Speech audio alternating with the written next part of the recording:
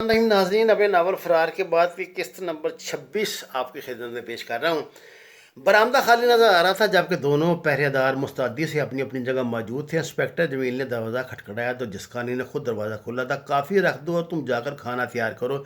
जिस्कानी ने इसकी तरफ अजीब सी नज़रों से देखते हुए इसे कहा। इंस्पेक्टर जमील की जानीदा नज़रों ने इसके चेहरे से तासुरात से अंदाज़ा लगा लिया था कि जिस्कानी ने शर्मा के हुक्म पर अमल करने का इरादा कर लिया है, लेकिन इस बात का इसे भी बखूबी एहसास था कि वो लोग अंधेरा होने से पहले इसकी लाश गायब नहीं कर सकते, इसलिए इसे मारने के फैसले पर भी शाम से पहले अमल दरामद नहीं होगा। चूँकि वो अपने कानों से सुन चुका था कि इसके लिए इस घर से बाहर जाने के रास्ते बंद है, इसलिए इसने भी कोई ऐसी कोशिश नहीं की थी। इस बात की उम्मीद उसे ज़रूर थी कि इसका सिग्नल इसके साथियों तक पहुंच चुका था। एक मरतबा फिर इसने बतौर एहतियात कमरे से बर्तन वापस लाते हुए बरामदे से गुजरते हुए अपना मखसूस SOS सिग्नल दोहरा दिया। इस मरतबा बराह रास्त यह सिग्नल मेजर अफराज साहब ने वसूल किया था। इसके फौरी बाद वो नीचे उतर आया। कमांडो पार्टी का कैप्टन इसके इशारे का मुंतज़िर था। सड़क के किनारे पहुंचते ही मेजर अफसर साहब ने इस इशारे से अपनी तरफ बुला लिया। दोनों बज़ाहिर लापरवाही से टहलते हुए इस वैगन की तरफ जा रही थी जिसमें बैठ के लोग यहाँ आए थे। मेजर अफसर साहब और कैप्टन दोनों वैगन में दाखिल हो गए। दोनों दरवाज़ा इन्होंने बंद कर दिया। मेजर साहब ने कागज़ पर मोटी मोटी लकीरें खींच के इसे अंदर का नक्शा समझाया। इस नक्शे में कोठी के अंदर मौजूद कमरों की तादाद, इनके दरवाजे, खिड़कियाँ, इस कमरे तक की रसाई निशानदेही की गई, जिसमें ऊन जिस्कानी बैठा करता था। इंस्पेक्टर जमील के जरिए इन्हें इस कोठी के अंदर की तमाम तफसीलात मालूम हो चुकी थी। उन्होंने चंद मिनट पहले तक अंदर मौजूद दोनों मसल्ला पहरेदारों की पोजीशन से भी इन्हें आगाह कर दिया था। कोठी में मौजूद आदमियों की तादाद के साथ इन्होंने इंस्पेक्टर जमील की शनाख्त बताकर इसके कपड़ों का रंग भी बता दिया था और कहा था कि इनके साथियों को मामूली गजंद भी नहीं पहुंचनी चाहिए। ऑलराइट सर, ऐसा ही होगा, कैप्टन ने अपनी तरबियत के मुताबिक जवाब दिया। अचानक इनके कानों में सब्जी फल बेचने वाले की आवाज़ पड़ी थी। ये लोग रेडियो पर फल और सब्जी लगाकर इलाकों में घुमा करते थे। कोठियों के दरवाजे की घंटी बजाकर वहाँ के मकीनों के हाथ ताज़ा फल सब्जियाँ फरोख्त किया करते थे। दोनों इस आवाज़ पर चौंके और एक दूसरे की तरफ देखकर मुस्कुरा दिए। कैप्टन साहब को इस मुस्कुराहट का मतलब समझ आ गया था। जैसे ही रेडी वाला वैगन के नज़दीक पहुंचा, इन्होंने इसे कोने का इशारा किया। थोड़ी देर बाद रेडी वाला वैगन के अंदर मेजर अफसर साहब के पास मौजूद था, जो इसे अपनी शनाख्त करवाने के बाद इससे कानून की मदद की दरख्वास्त कर रहे थे, यकीन दिला रहे थे कि इसके नुकसान की इसकी तवक्कुआ से बढ़ के कीमत अदा की जाएगी। फल फरोश भी कोई मुहब्ब वतन गरीब आदमी था जिसने ची बची करने के बजाय फ़ौज के साथ तावन ज़रूरी समझे। इसने जान लिया था कि ये लोग कोठी में दाखिल होना चाहते हैं जहाँ तकरीब कार छुपे हुए हैं।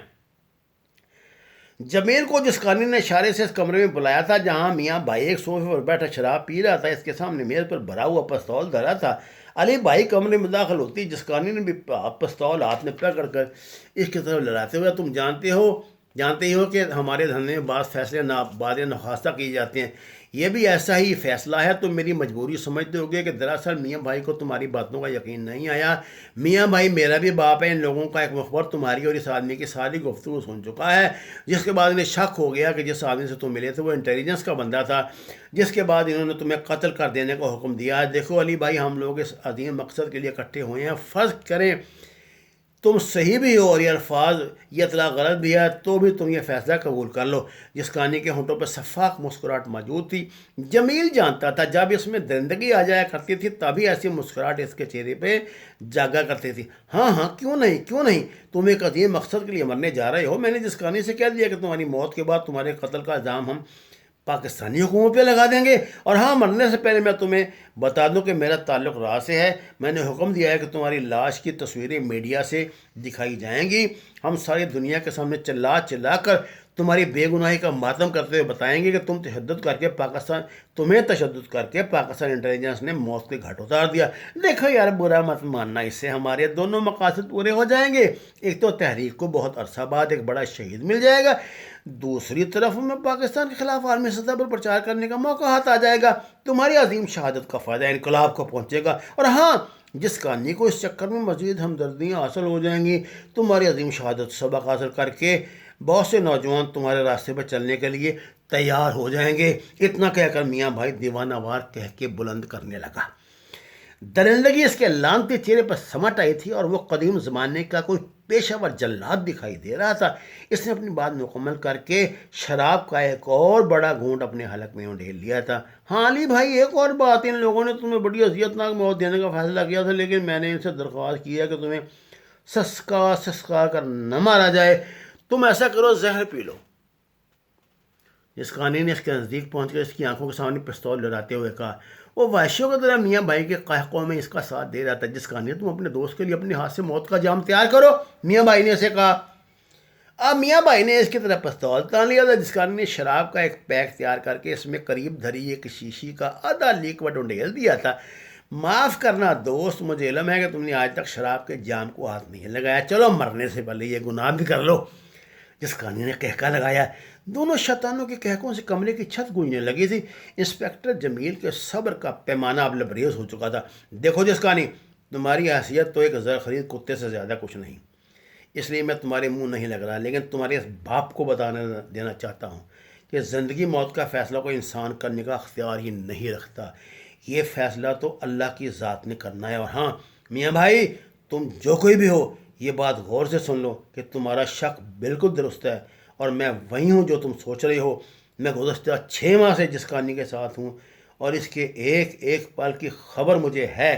اس پر ابھی تک اس لیے ہاتھ نہیں ڈالا گیا کہ ہم تمہارے طبیعت یافتہ تمام چوہوں کو بل سے نکال کر گھٹیا موت مرنے پر مجبور کر دیں۔ تم اپنے آپ کو بہت ہوشیار سمجھتی ہو، لیکن اب تمہیں علم ہو گیا ہوگا کہ تم پرلے درجے کے گدھے ہو، اور جو تمہارے اشاروں پر بندروں کی طرح ناچ رہے ہیں وہ تم سے بھی بڑے گدھے ہیں۔ یہ غدار اپنے انجام سے نہیں بچ سکیں گے، اس نے خود تو مرنا ہی تھا، تمہیں اپنے ساتھ کتے کی موت مروا دے گا۔ انسپکٹر جمیل کی بات کے خاتمے پر ایک لمحے کے لیے میاں بھائی نے جسکانی کی طرف دیکھا۔